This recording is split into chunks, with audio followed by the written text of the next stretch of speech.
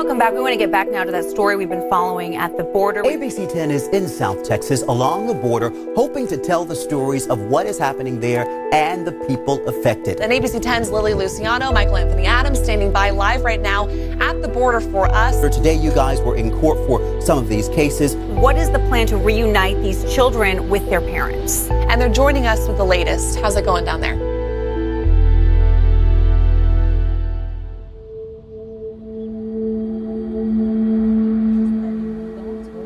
There are two sides to a border.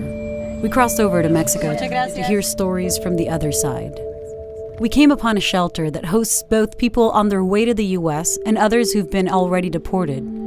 There we met a woman who's been on the run with her husband and 4 kids since they left Honduras in April. Her youngest boys told us why they left.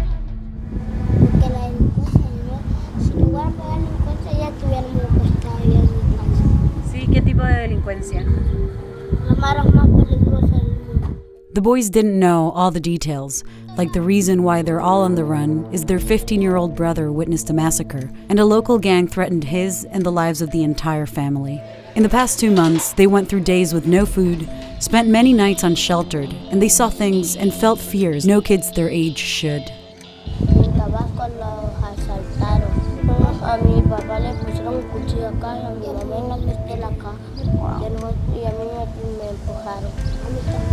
The kids also don't know about the things that happened to their mother along the way.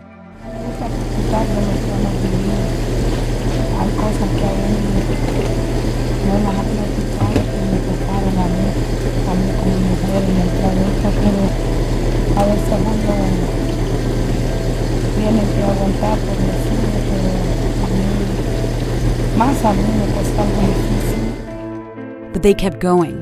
Once in Mexico, they've been extorted, and when a gang member located them in a shelter, again they were on the run.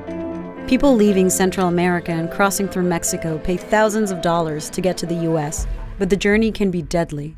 Hay muchas cosas, a veces hasta las violan, o a los hombres los han violado, cuando vienen de allá para acá. Sufren mucho, hambres, enfermedades, muchos pierden la vida, accidentados. Los que se vienen en la bestia, ¿cómo llegan aquí a veces? A veces llegan mancos, a veces no llegan, a veces se quedaron por allá sufriendo. Pedro is one of the lucky ones. He left Guatemala seeking a better future, but says he learned a harsh lesson instead. Luego me agarraron, vamos conmigo, vamos con nosotros, ahí vas a estar seguro, seguro vas a llegar a los Estados Unidos. No, le dije, y luego me agarraron, me subieron al carro, 6 con otros que están arriba. Pero yo allá cuando llegué a un cuarto pequeño, ahí como este piso, y nos quitaron toda la ropa y nos pusieron ahí. Y luego me di cuenta que eran los del cártel, me pidieron mucho dinero. ¿Cuánto dinero te pidieron? $7,500. He said if his parents hadn't responded immediately and paid the ransom after he had spent 9 days in captivity, he would have been tortured and killed. Even when they released him, he thought he was a dead man. Nos avisaron que allá en la otra bodega solo nos estaban esperando y que ya habían matado 17 personas. He turned himself in to Mexican immigration authorities after his parents paid the ransom. He says he just wants to go home and that he'd rather live poor but safe. Así como yo vine a aprender una gran lección que me dijeron también que más vale pan con amor que gallina con dolor. Y yo pienso en eso también. Y más vale estar con la familia, darle un abrazo a mi mamá. But for some, going back is just not an option. Yo no venía por mejor oportunidad. Yo venía salvando mi vida, que me ayudara. Y ese es el derecho que yo peleaba, a cuidar vida, porque mis hijos estaban en peligro, yo estaba en peligro, pero no pude entrar legalmente. Me quitaron ese derecho. Entonces, igual lo tengo que hacer ilegalmente.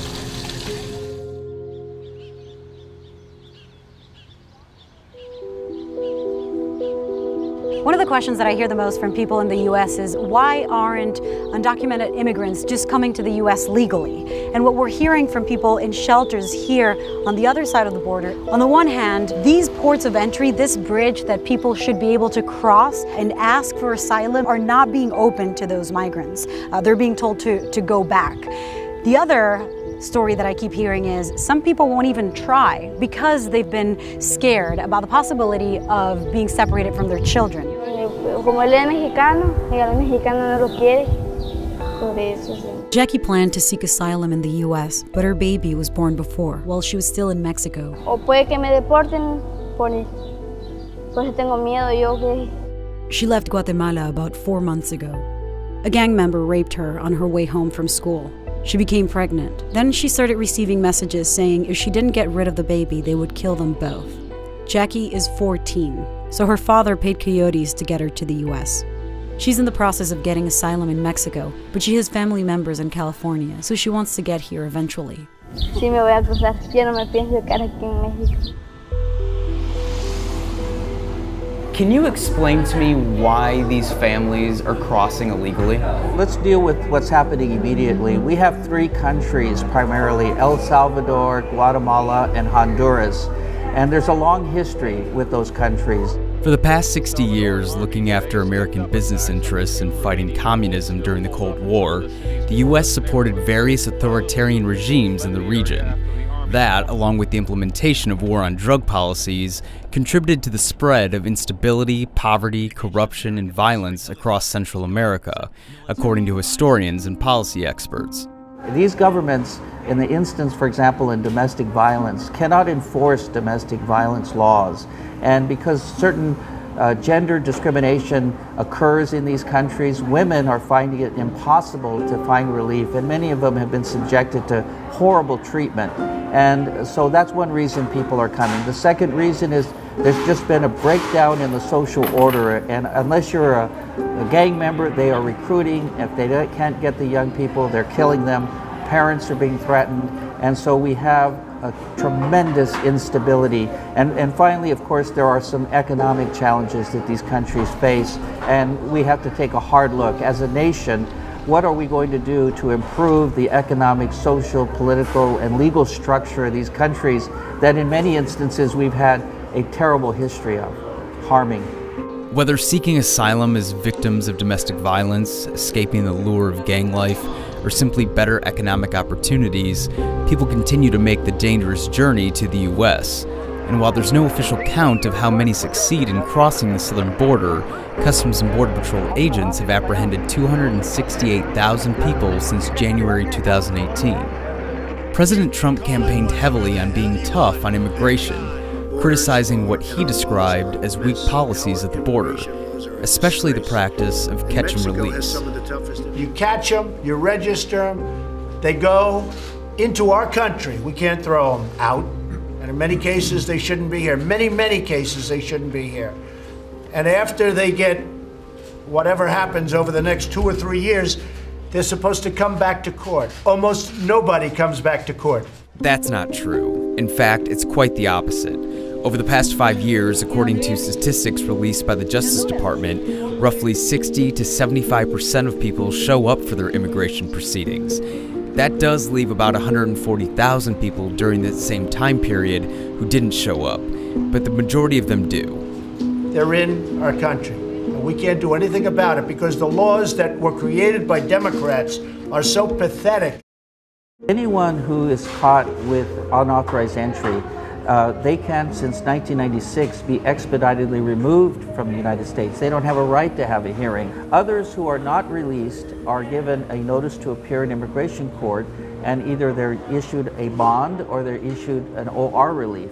And in some instances, ankle monitors with regular supervision. And for many years, undocumented persons would have to report to an immigration office pending their court hearing. Once families are in the United States, there isn't against the law. Unlawful presence is not a crime. Crossing the border is a misdemeanor.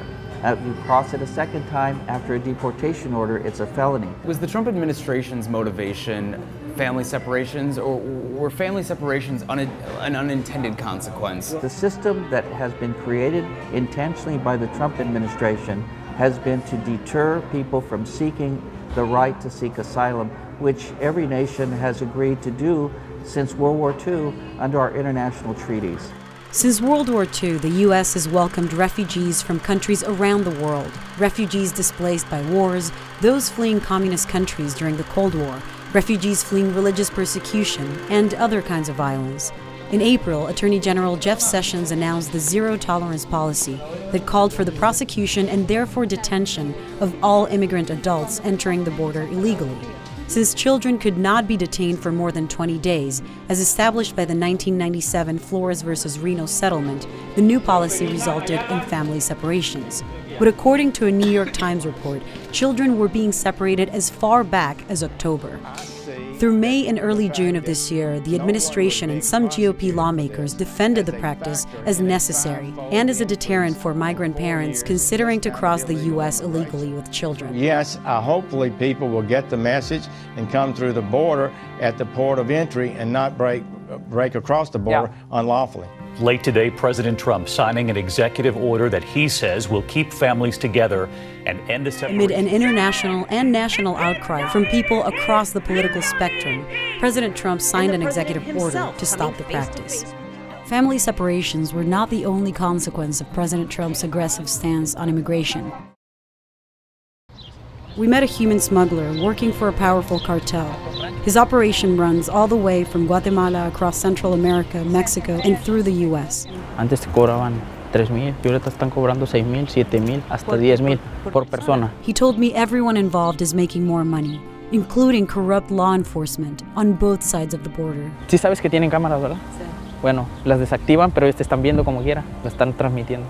¿Cuánto dinero les pagan a los de allá? Ahí se le paga $500 por persona.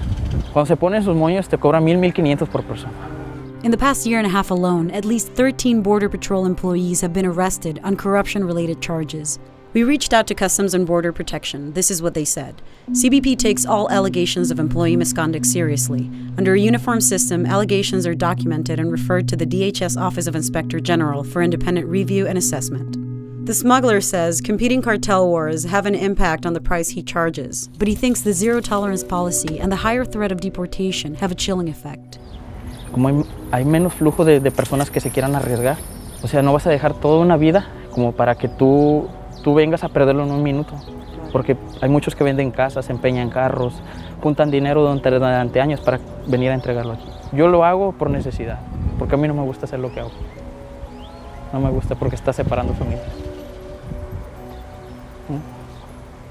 Harsh immigration policies didn't only backfire in filling the pockets of human smugglers and corrupt officials, it also brought international condemnation. The world responded with outrage to the stories, the sounds of kids begging for their parents, and images of children in what many described as inhumane conditions. The courts responded too. The administration has, for the time being, backed off from that family separation. But the first court decision that's very important is the one that's before Judge Dana Sabrow. And Judge Sabrow has ordered that all minor children must be reunited with their families by July 26th. And he said these are not aspirational, these are mandatory. And I just learned this morning that there are up to 71 to maybe up to 150 children who they don't even know where their parents are or who their parents are. We're here in Brownsville, Texas, where more than 20 members of Congress just toured a detention facility and are now holding a press conference inside the Brownsville International Airport. This is the only chance that we have of actually knowing what's going on inside these detention facilities. So we're going to head inside and find out what these members of Congress had to see for themselves. This is a concrete floor with children lying down on it. Unbelievable. And there we were. We have to say this about ourselves. We're looking at these people. We're gawking at them. We can have the debates on immigration policy later. This has to stop. If you have an ounce of humanity in you, Mr. President, set this straight right now. If you need a law, we'll pass it. If you need money, we'll make it available. But the one thing that is needed is for this man to lead this nation in its goodness, not in its bad. Congressman John Garamendi, who represents the cities between San Francisco and Sacramento, has called for immigration reform, starting with an end to the zero-tolerance policy, which brought about family separations and the immediate reunification of all families, which the Trump administration has said they've attempted to do with the president's executive order. We're going to keep the families together. I didn't like the sight or the feeling of families being separated. The president's order did have the effect of allowing these mothers and children to stay together, but not all of them. According to a Justice Department court filing in late July, roughly 1,187 children have been reunited with parents, sponsors, and guardians by the Health and Human Services Department's Office of Refugee Resettlement. But more than 2,500 children were identified by the Trump administration to have been separated from their families, and Judge Sabrow's order gives the government until July 26 to reunite all children 5 years and older with their parents. One of the things you said during the press conference is that if you want us to sign a law, we'll sign a law. Yes. Part of that might be conceding some things. What are you willing and your fellow Congress members willing to concede? It's not a concession. We have called for comprehensive immigration reform for decades. The elements of that are still there. There's border security, not a 2,000-mile wall, but something that makes sense, using technology. Put fences up where they're necessary, do the repairs. Border security, absolutely essential. And by the way, open the ports of entry. So what this boils down to is one court order says that children cannot be held in detention. Another court order says is that children must be reunited with their parents, which seems like it's forcing the Trump administration to say we cannot hold families in detention, because if you can't detain children and families must be kept together, then they have to be released. And that's what the courts are saying. We have constitutional laws. These are not technicalities. There's three things that need to be done. One, they need more immigration judges, and they may need more officers to do asylum interviews. Number two, they need to make sure that they follow the prior release, which is use ankle monitors, use court supervision. And thirdly, of course, we want to have licensed facilities, and every state, Washington, Arizona, New Mexico, California, have a right to say, if you're going to house children, we're going to make sure that you do it in a proper way. But we're not going to house families and children in army tents. That is a story that has been told before. We are not having internment type camps. This is the United States of America, and we protect everyone regardless of their citizenship. That is fundamental constitutional law. In order to comply with federal time limits for detaining immigrant children and to avoid separating families, the Trump administration announced more families will be released together, monitored by ankle bracelets as they await their day in court.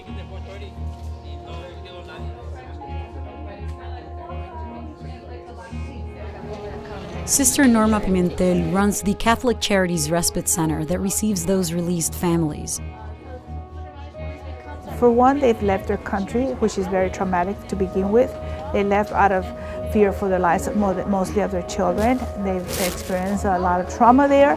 They go through a very difficult journey where more than likely it's very, very hard for them. They walk a lot, they hardly eat anything. They're always afraid of what may be happening to them, and finally entering and arriving to our border and going through that process of immigration and not uncertain as to what exactly is going to happen to them, and so that experience is very difficult for them as well.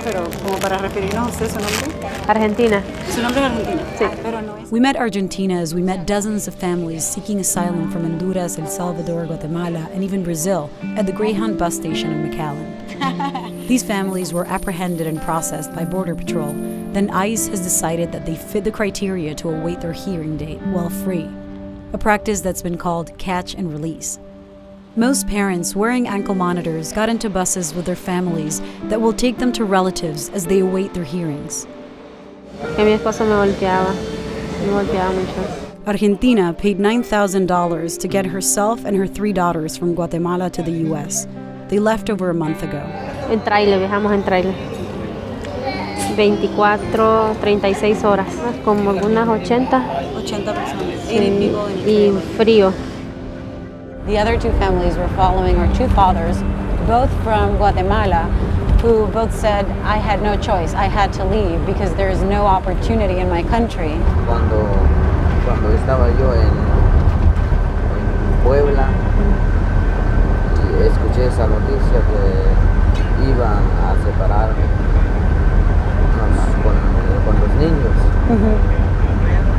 yo allí pensé regresar y de repente llegó un muchacho y me dijo que ya no, y ahí tuve el valor de seguir. We parted ways with all of them in Houston. Argentina was on her way to Atlanta. She didn't know whether she'll be able to claim asylum. But in June, Attorney General Jeff Sessions ruled domestic violence victims like her, and even people fleeing gang violence like Jackie, don't qualify for asylum anymore. The future of these families remains uncertain.